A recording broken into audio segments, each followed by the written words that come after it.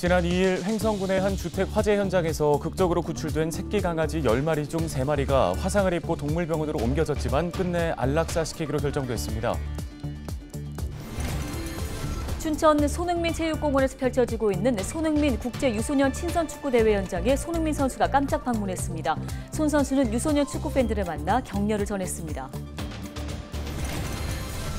최근 행안부의 지침에 따라 마트, 주유소, 대형 병원 등에서 지역사랑 상품권의 사용이 제한될 전망입니다.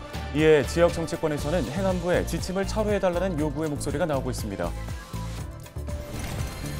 강원도의회와 소양강댐 주변 지역 시군의회가 소양강댐 피해 지역 공동대책위원회를 발족했습니다.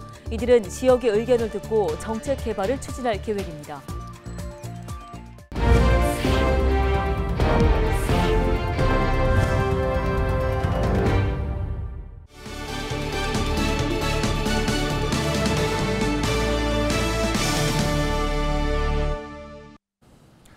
시청자 여러분, 안녕하십니까? 헬로티비 뉴스입니다. 지역의 경제를 활성화하기 위해서 지자체가 발행하고 우리 지역에서만 통용되는 일종의 유가증권을 지역사랑 상품권이라고 하죠.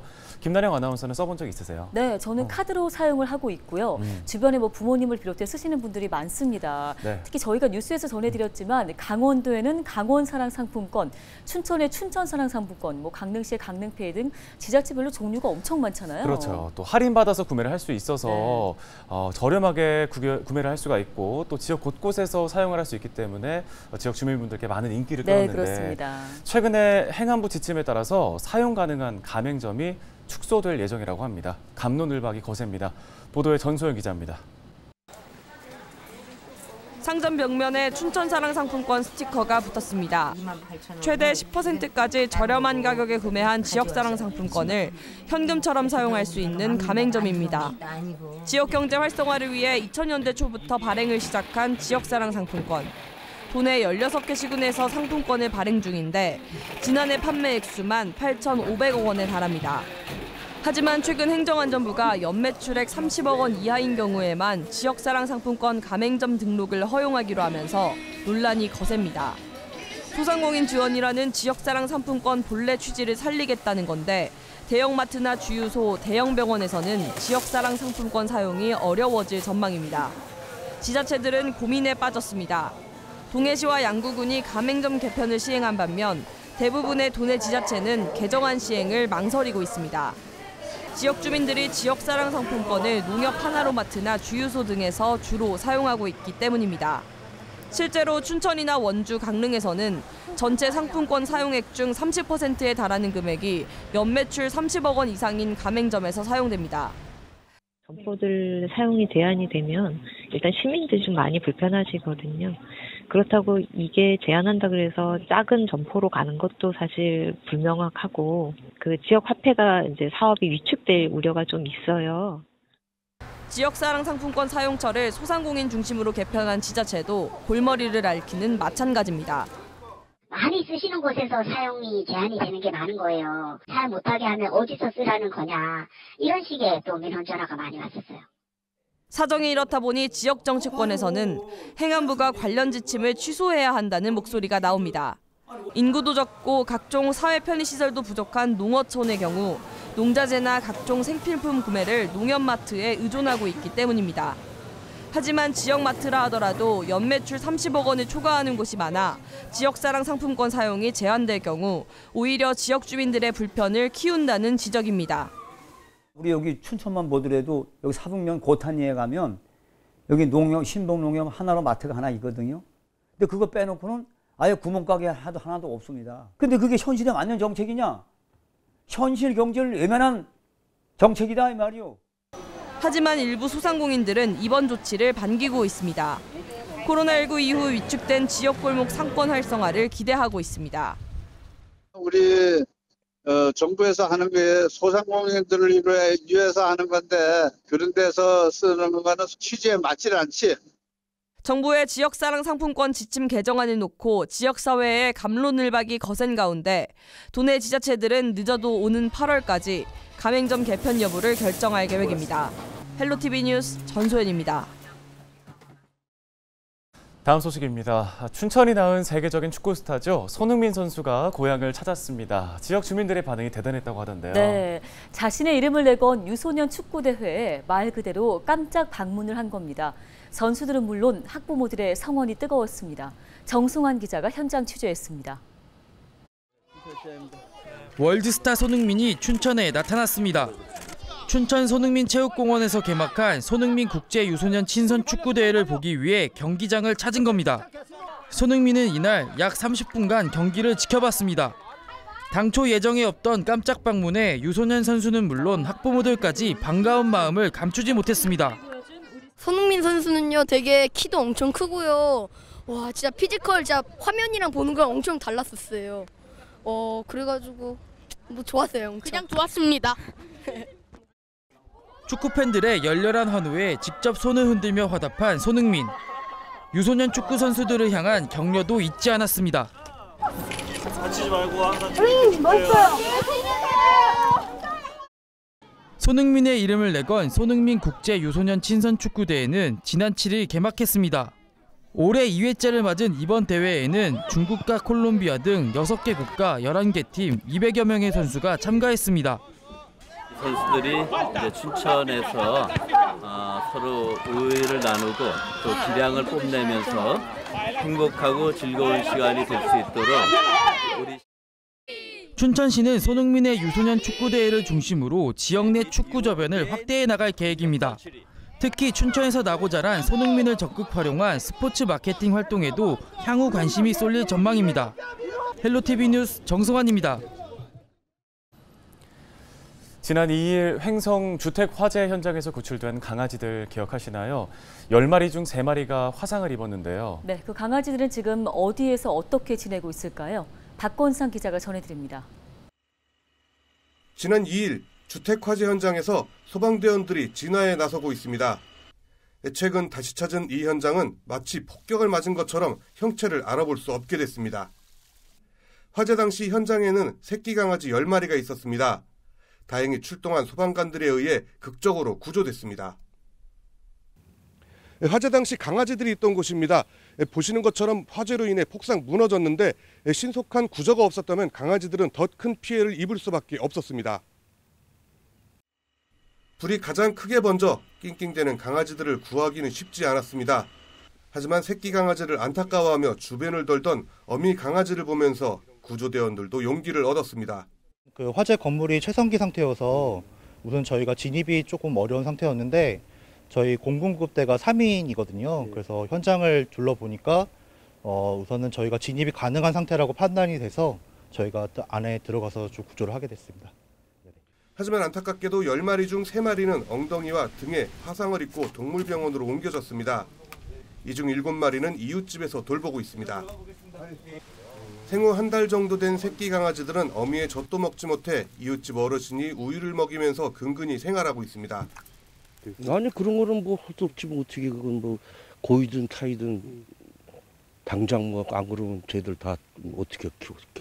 어미는 젖도 안 나오는데. 그러니까 우유 갖다 먹이고 난 여기 뭐 주말에는 없으니까 그러니까 그럼 또 누가 먹여 저거? 요 스님 계셔도 자기도 지금 정신 없는데. 구조된 강아지들 가운데 화상을 입은 강아지 3마리는 너무 어리고 화상이 심해 끝내 안락사시키는 것으로 결정됐습니다. 안타까운 소식이지만 견주는 나머지 강아지에 대해 입양을 결정하고 강아지들의 새로운 가족을 찾고 있습니다. 많은 사람들의 용기로 소중한 생명을 구한 새끼 강아지들. 앞으로 많은 사람들의 사랑 속에서 행복을 기원해봅니다. 헬로티비 뉴스 박건상입니다. 강원도의회와 소양강댐 주변 지역 시군의회가 8일 강원도의회에서 소양강댐 피해 지역 공동대책위원회를 발족했습니다. 공동대책위는 강원도 의원 10명과 춘천시, 화천군, 양구군, 인제군 의원 각각 2명을 포함해 구성됐습니다. 공동대책위는 합동 대응 체계를 구축해 소양강댐 주변 지역의 의견을 청취하고 정책 개발을 추진할 계획입니다.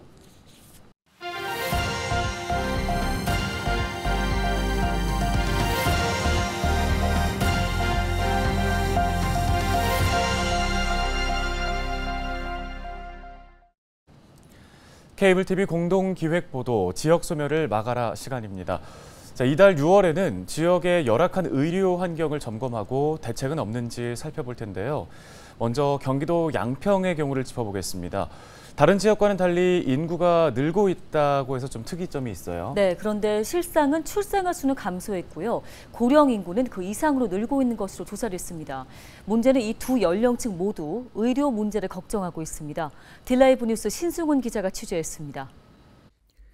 양평군의 인구는 지난 2012년 10만 명을 넘어선 이후 한 해 평균 2,000명가량 증가 추세를 보이고 있습니다.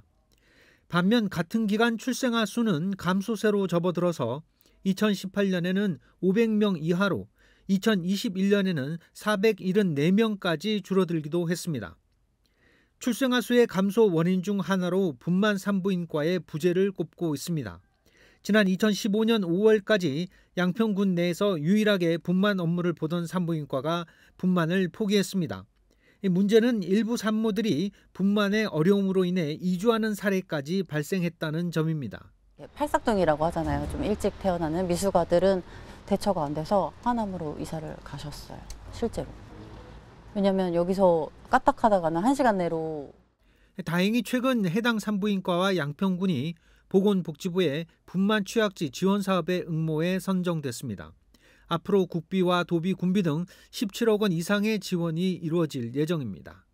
그 산모분들이 좀 편안하게 있을 수 있는 좋은 환경으로 좀 더 업그레이드를 시키는 게 첫 번째고, 마취과나 다른 하고 또 연계가 또 만만치가 않아서 그런 부분을 다 이렇게 협업할 수 있는 그 시스템 구축이.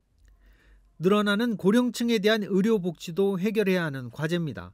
양평군의 유일한 응급실은 양평병원에서 운영하고 있는데 병원 측도 의료진 확보에 어려움을 겪고 있다고 말합니다.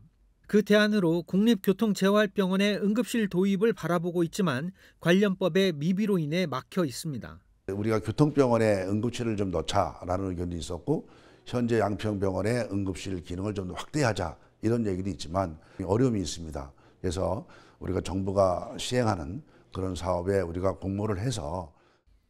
전원주택들의 상당수는 한적한 마을이나 산속에 자리하고 있습니다. 때문에 응급 상황이 발생할 경우 병원으로의 이송은 늦어지고 특히 고령자들의 위험도가 높은 상황. 결국 장기적으로는 분만과 소아과 등의 영유아를 위한 의료시설과 함께 응급실을 비롯한 고령층의 의료 복지 문제를 모두 해결해야만 지속적인 인구 유지가 가능할 것이라는 분석입니다. 딜라이브 뉴스 신승훈입니다.